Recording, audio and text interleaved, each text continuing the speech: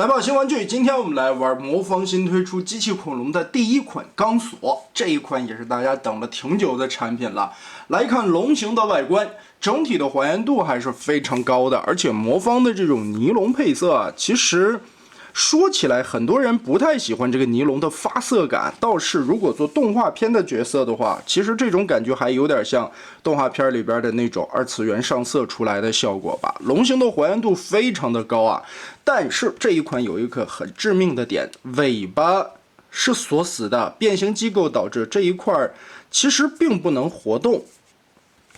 脖子这里左右旋转没有问题，点头抬头，嘴巴可以打开。里边有牙齿的刻画，还有一个窟窿眼儿。将来我估计会有什么特效键给它安插吧。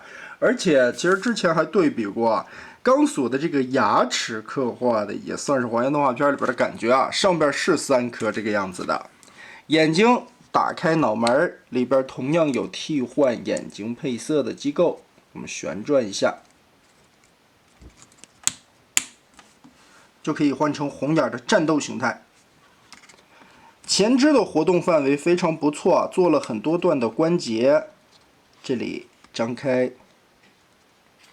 配件里边也会带动画里出现过的这条小鱼，小鱼的刻线做的也是比较分明的，就可以摆出钢索这种憨憨的钢索不想工作，钢索只想摸鱼。后背来看，涂装和分色这些处理的效果也是非常棒的。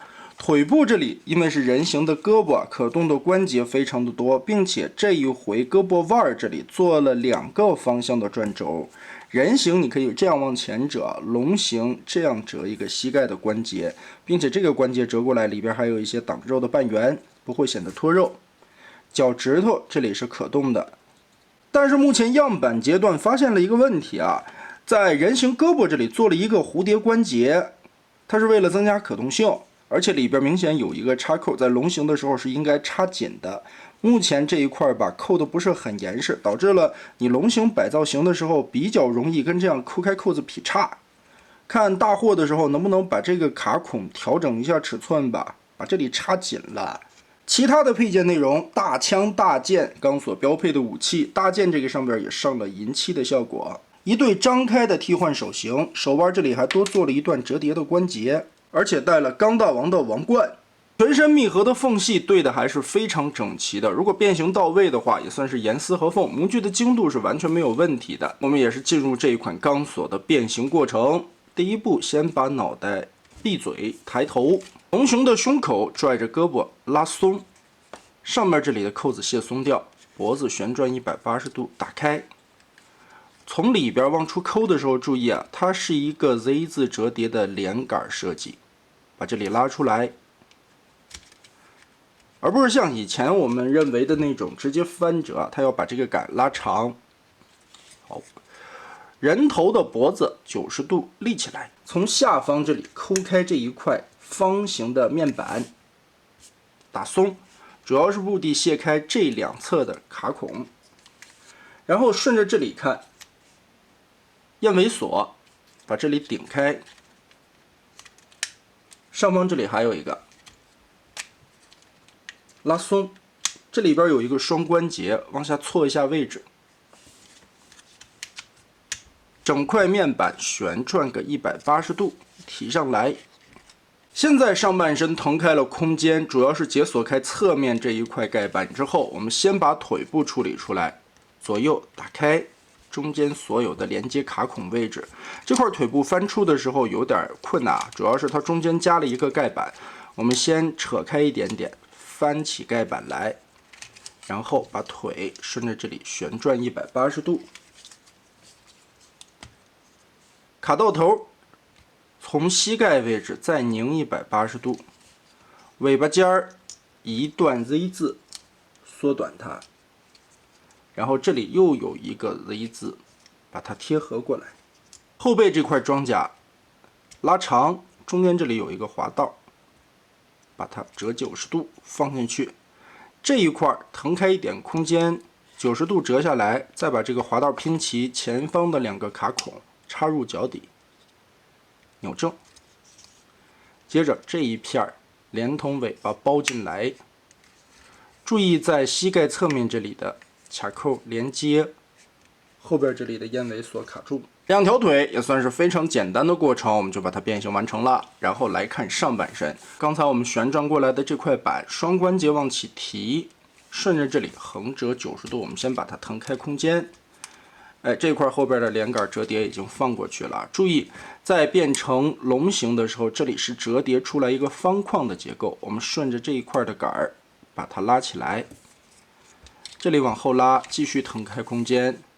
肚子前方的面板往上扣，注意在下边有2个红色的插孔和这块盖板插合起来。左右这里有2个尖带的挡肉片，翻起来。挺薄的，但是尼龙没有问题，随便折。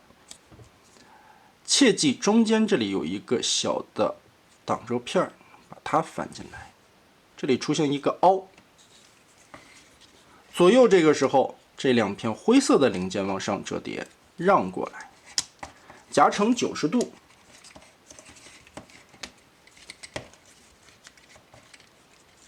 贴合。现在胸框子就有了，我们顺着这一块整个的钻过来，前肚兜这里有锁扣盖在胸甲上。现在的胸口我们就变成了这个样子了。背包的这一块中间的连杆我们往上折叠，注意这一块下方出现2个卡孔，往下插，让到这2个红色的零件里边去。然后这个灰色的零件，这里又出现2个维度的小锁扣，这一块插黄色的这一面，横着这里插这个洞，找准，对齐，跟这样扣过来。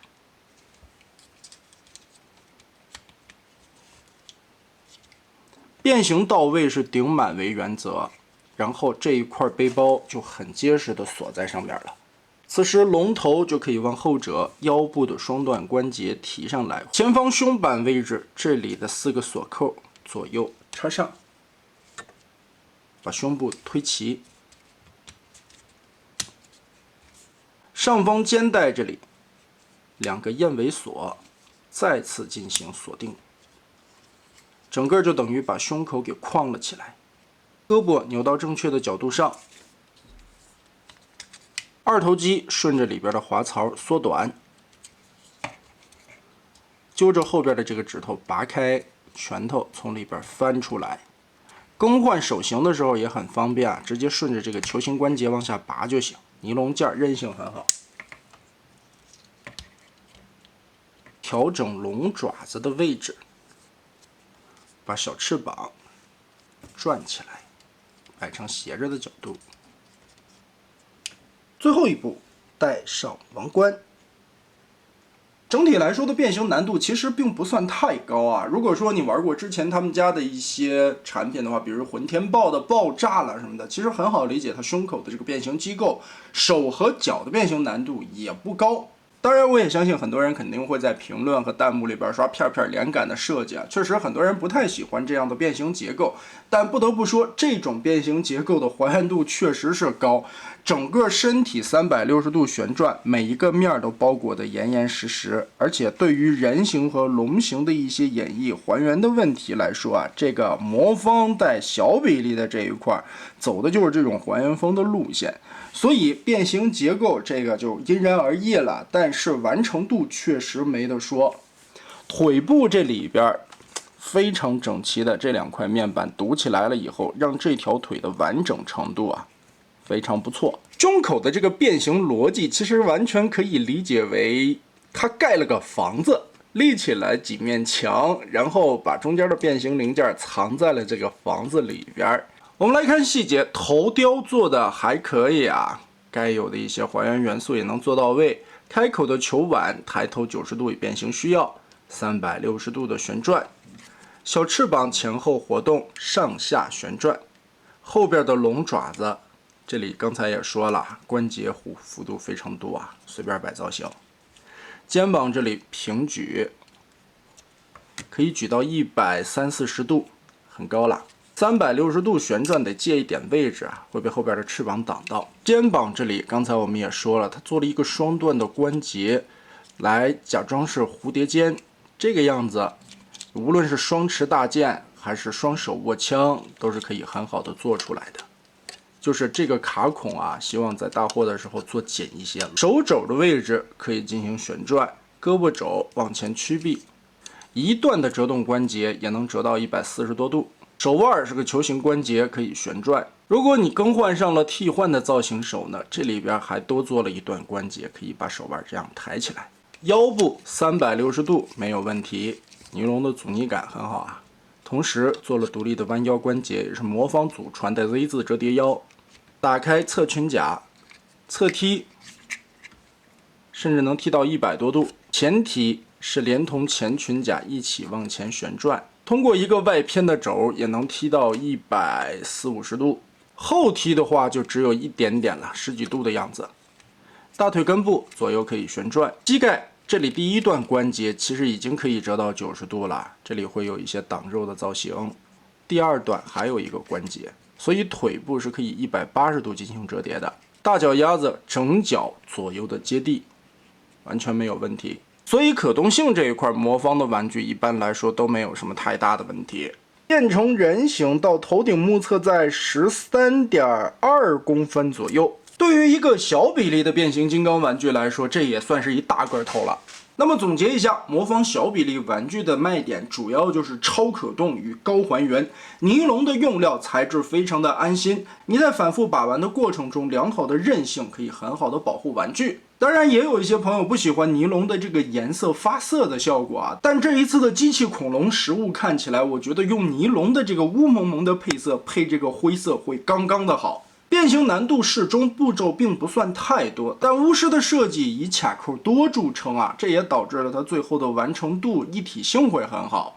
所以你在变形过程中，一些卡扣的注意位置和每个卡扣必须插满，才能让它保证一个严丝合缝的状态。两个形态的完成度都很高，但龙形的致命缺点，变形结构导致了尾巴完全锁死不可动，这是比较可惜的。再有就是刚才提到的，在大货出来的时候，希望把肩膀蝴蝶关节的这个卡扣做得紧一些。那么你觉得这款怎么样呢？欢迎在评论和弹幕留下你的观点。我们下期再见。